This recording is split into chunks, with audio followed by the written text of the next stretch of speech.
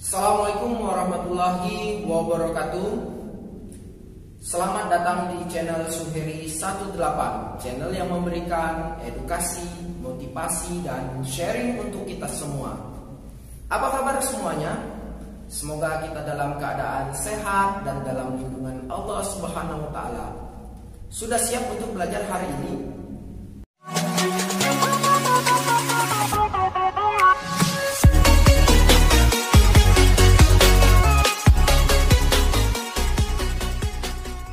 Baik, kembali lagi dengan saya Suheri. Kali ini kita akan meneruskan materi mata kuliah Sosiologi Pemerintahan pada bahasan pokok-pokok bahasan Sosiologi Pemerintahan. Pada video sebelumnya kita sudah mempelajari dua hal, yaitu kepercayaan masyarakat kepada pemerintah dan partisipasi masyarakat. Nah, kali ini kita akan lanjutkan uraian berikutnya mengenai pemberdayaan masyarakat, pemerintahan yang bertanggung jawab. Baik, kita masuk kepada uraian mengenai pemberdayaan masyarakat. Kita lihat dulu, yaitu konsep dasar. Konsep pemberdayaan diartikan sebagai proses melepaskan situasi atau keadaan ketertekanan, ketidakmampuan, ketidakberdayaan, kehilangan atau ketiadaan otoritas, keterpinggiran, ketersisihan, kebangkitan dari kekalahan, dan hal-hal yang berkaitan dengan kelemahan atau powerless. Dengan diberdayakan diharapkan dapat memberikan energi dan kekuatan baru untuk dapat mereposisi status yang lemah menjadi setara dan sejajar dengan status yang diharapkan. Talizinuhu Ndraha dalam bukunya menegaskan bahwa tujuan mutlak setiap program pemberdayaan adalah peningkatan bargaining possession dan bargaining power suatu pihak agar mampu berhadapan secara relatif sejajar dengan pihak lain dalam rangka menciptakan rasa keadilan bersama melalui solusi atau kesepakatan yang saling menguntungkan. Menurut Wilson, dalam bukunya menggambarkan konsep pemberdayaan dalam 3 tahapan, yaitu tahapan politis, organisasi, dan individu.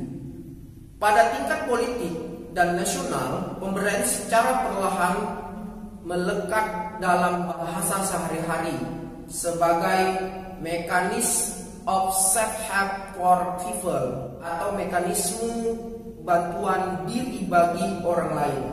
Hal ini didasarkan pada asumsi bahwa keinginan untuk mengubah keadaan muncul dari dalam diri orang tersebut. Ketergantungan pada orang lain secara perlahan diganti oleh ketergantungan pada diri sendiri. Nah, pada tingkat organisasi, pemberdayaan mempunyai daya tarik. Selalu ada pencarian akan gagasan-gagasan dan konsep pemberdayaan lebih baru, lebih segar daripada banyak teori peningkatan motivasi kerja yang sudah usang. Konsep pemberdayaan sangat cocok dengan konsep modern yang mendorong organisasi seperti total quality, habitual improvement, performance management, self-directed teamwork, internal customer competence management. Kata pemberdayaan diadopsi dari bahasa Inggris empowerment. Inti pemberdayaan dapatlah dimulai dari konsep 7S, yaitu sistem, structure, strategi, staff, skill, leadership, style, and share value. Pemberdayaan yang dilakukan dengan ketiga S pertama sering disebut dengan pemberdayaan radikal atau radical empowerment, dan pemberdayaan yang menyentuh 4 unsur S terakhir dikenal sebagai pemberdayaan bertahap, incremental empowerment. Setelah kita melihat konsep pemberdayaan, Nah, yang kedua yaitu masalah pemberdayaan. Masalah pertama yang berkaitan dengan pemberdayaan adalah sistem atau struktur politik satu negara, yaitu kompatibilitas antara struktur infra dengan struktur supra, antara yang mewakili dan yang diwakili, antara pusat dan daerah. Ini menurut Tali Sinuhun Raha. Masalah ini selalu mengundang polemik yang terus berjalan tanpa ujung. Yang mewakili dan yang di pusat selalu menjadi kekuatan bagi diri sendiri dan meninggalkan mayoritas yang memilih. Yang di pusat selalu menjadi kekuasaan yang menentukan bagi daerah. Daerah menjadi subordinat.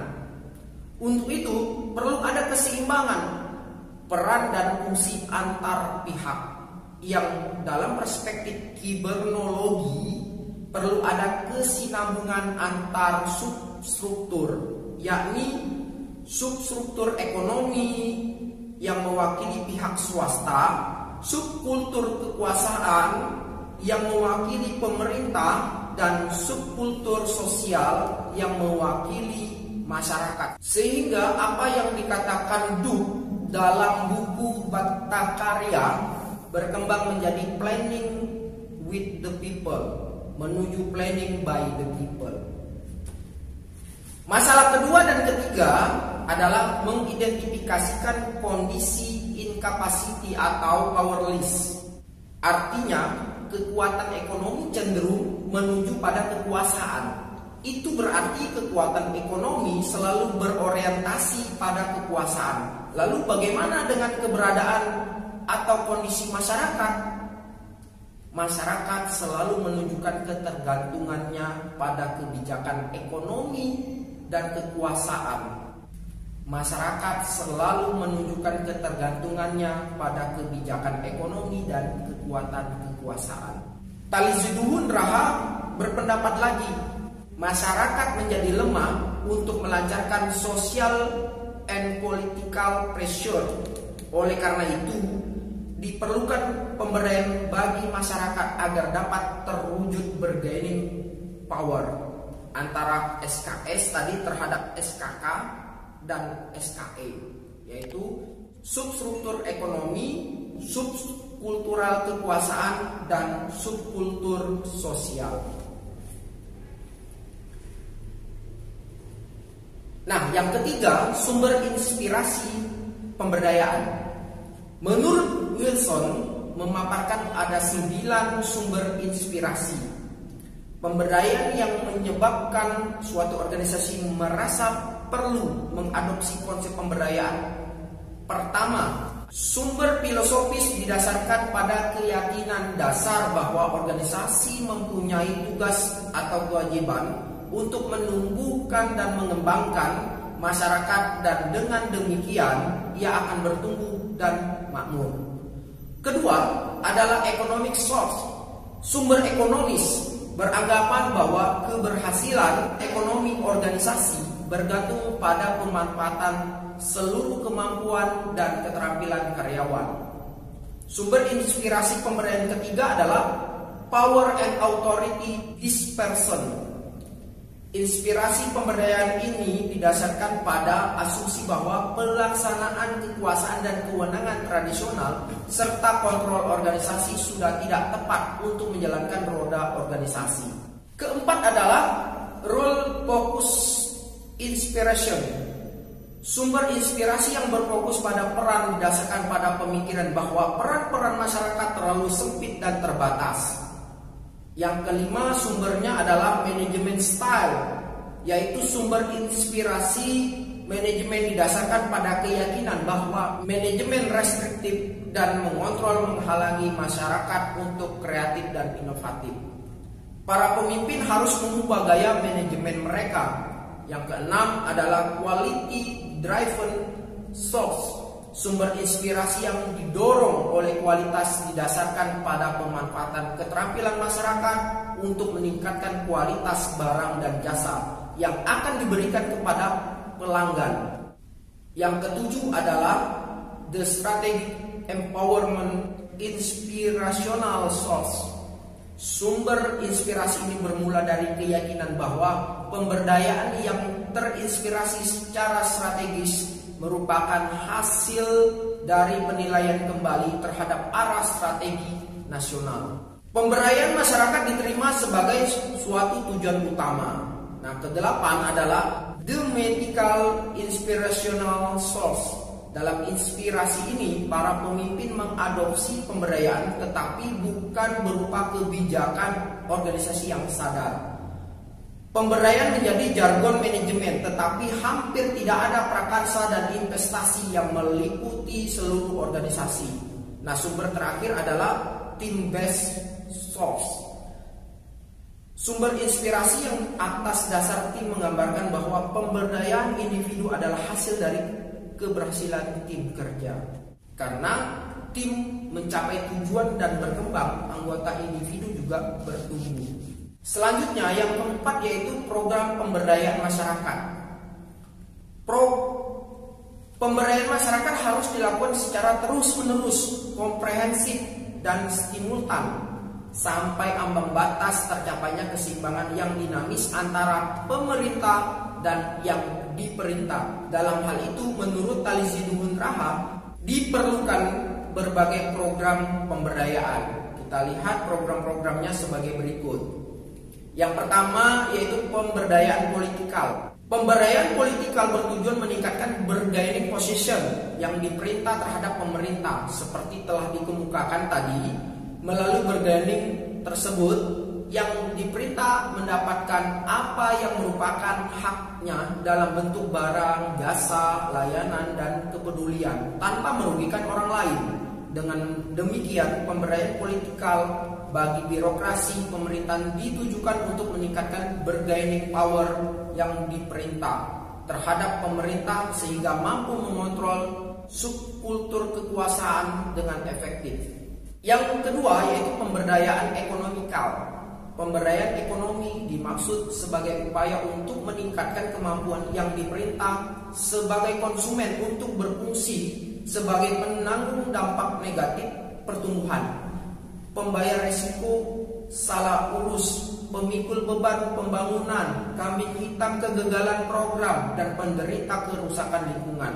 Karena itu, tujuan akhir dari pemberdayaan birokrasi pemerintah secara ekonomikal adalah memampukan subkultur sosial atau yang diperintah untuk menggunakan produk, barang, dan jasa yang diproduksi birokrasi pemerintah sehingga yang diperintah dapat memetik nilai manfaat sebesar-besarnya. Yang ketiga, pemberdayaan sosial budaya.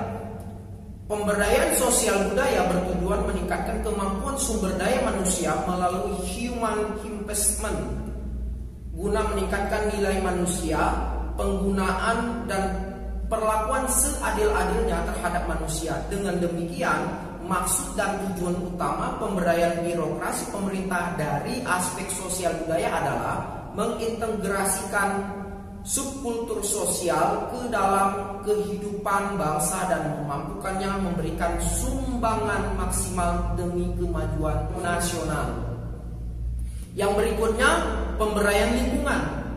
Pemberdayaan lingkungan dimaksud sebagai program perawatan dan pelestarian lingkungan supaya antara yang diperintah dan lingkungannya terhadap hubungan saling menguntungkan. Yang berikutnya, pemberdayaan struktural dimaksudkan untuk membangun akses atau struktur kompatibilitas antara ketiga subkultur tadi sehingga secara sinergis. Dari berbagai pemikiran tentang ruang lingkup pemberdayaan birokrasi pemerintahan tadi, dampak akhir yang bisa diukur adalah karakteristik birokrasi pemerintahan yang berdaya dan tangguh adalah birokrasi yang mewakili quality of work life yang tinggi dan berorientasi kepada participation in decision making, career development program, leadership style, the degrees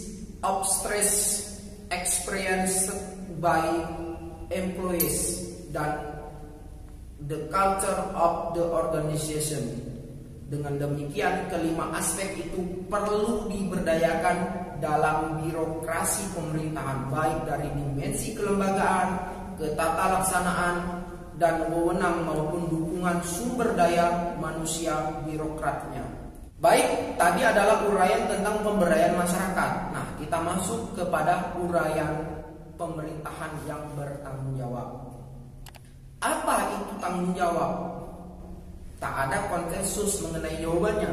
Namun, tak seorang pun mengingkari bahwa warga negara yang bertanggung jawab dan pemerintah yang bertanggung jawab merupakan kebutuhan yang bersifat universal. Spiro dalam bukunya memberikan 3 batasan utama yang saling berhubungan dari tanggung jawab, yaitu akuntabilitas, sebab, dan kewajiban. Nah, kita kupas satu persatu. Tanggung jawab sebagai akuntabilitas. Tanggung jawab dipandang sebagai akuntabilitas. Lawton dan Ross mendefinisikan akuntabilitas merupakan suatu proses di mana seseorang atau kelompok orang diharuskan menyajikan laporan kegiatan mereka dan cara mereka sudah atau belum melaksanakan tugas-tugas mereka. Akuntabilitas merupakan suatu fenomena kompleks.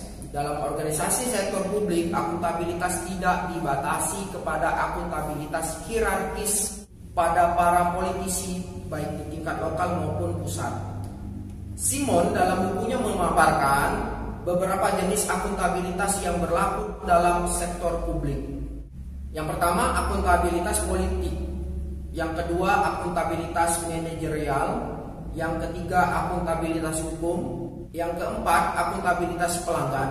Yang kelima, akuntabilitas profesional. Yang berikutnya, tanggung jawab sebagai obligation. Tanggung jawab dipandang sebagai kewajiban. Hal ini berarti bahwa seseorang berkewajiban untuk melakukan tugas-tugas tertentu. Dapat juga dikatakan bahwa dia seharusnya mengikuti aturan tertentu yang digarisbawahi oleh dewan, atasan, atau platform partai. Dalam istilah yang lebih umum dan lebih prosedural, hal ini berarti bahwa dia seharusnya menggunakan kekuatan demi tanggung jawab kausal yang diberikan dengan delegasi agar mencapai hal-hal yang dapat dipertanggungjawabkan. Dia juga harusnya mempertanggungjawabkan peristiwa-peristiwa yang disebabkannya atau tanggung jawab kausal. Apabila seseorang bertanggung jawab dalam arti kewajiban untuk melakukan sesuatu, itu berarti bahwa dia harus menggunakan kapasitas untuk melakukan pertanggungjawaban kausal kepada orang yang memberinya delegasi dalam rangka menyempurnakan hal-hal yang dipertanggungjawabkan tersebut. Dia harus melaksanakan sistem tahapan dari kontribusi kausalnya secara eksplisit. Yang ketiga, tanggung jawab sebagai sebab. Pemahaman kedua adalah tanggung jawab dianggap sebagai sebab. Tanggung jawab merupakan sebab atau akibat dari tindakan yang diambil. Misalnya, seorang direktur membuat kesalahan dalam pengambilan keputusan berdasarkan informasi dari bawahannya. Bawahan memberikan kontribusi terhadap kesalahan dalam pengambilan keputusan. Ini merupakan contoh tanggung jawab klausal eksplisit karena bawahan sadar akan kontribusinya terhadap kesalahan tersebut. Dalam tanggung jawab klausal eksplisit ada 4 unsur. Yang pertama, sumber daya. Yang kedua pengetahuan. Yang ketiga pilihan, dan yang keempat maksud. Bila salah satu atau lebih dari unsur tersebut tidak ada, tanggung jawab tersebut dikatakan sebagai tanggung jawab klausal implisit. Jenis pertanggungjawaban ini muncul bila orang mengatakan bahwa suatu lembaga diharuskan untuk mempertanggungjawabkannya jawaban klausal yang eksplisit terdiri atas 4 unsur, yaitu sumber, pengetahuan, pilihan, dan maksud. Keempat unsur itu harus ada dalam mempertanggungjawabkan urusan publik. Jika salah satu unsur hilang, maka pertanggungjawaban klausal implisit adalah landasan pokok bagi pelaksanaan atau urusan, misalnya kebajikan atau kesejahteraan buat sesama.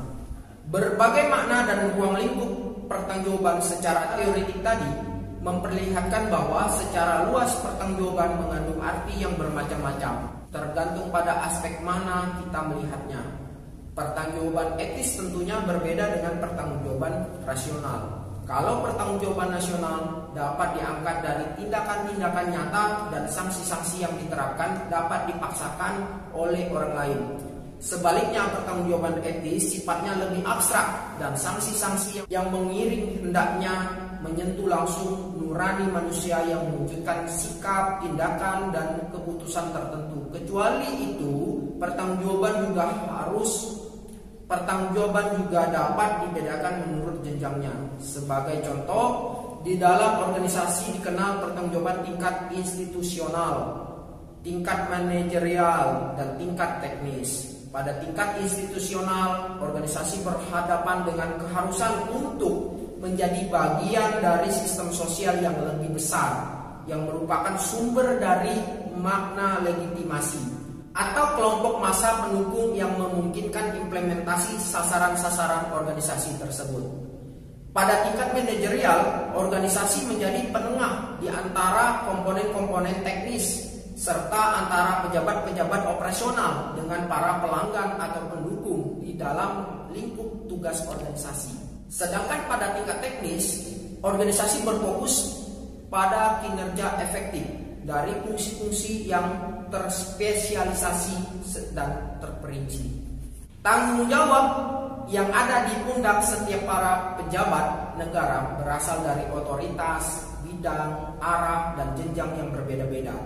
Kita tidak dapat menuntut tanggung jawab itu hanya dengan hukum dan aturan yang berlaku, karena terkadang kodifikasi aturan tersebut tidak mampu menampung masalah-masalah kemasyarakatan yang begitu luas. Namun, pertanggungjawaban yang internal saja juga tidak cukup. Ada saat di mana aparat negara tidak tahu keputusan apa yang harus dipilihnya, meskipun ia punya komitmen yang kuat terhadap kesejahteraan masyarakat. Nah, itu adalah penjelasan mengenai uraian pemerintah yang bertanggung jawab. Baik, materi kita kali ini sudah selesai. Kita akan sambung di materi berikutnya mengenai pelayanan pemerintahan dan materi-materi lainnya. Silakan Anda subscribe, like, dan share untuk melanjutkan materi berikutnya. Assalamualaikum warahmatullahi wabarakatuh.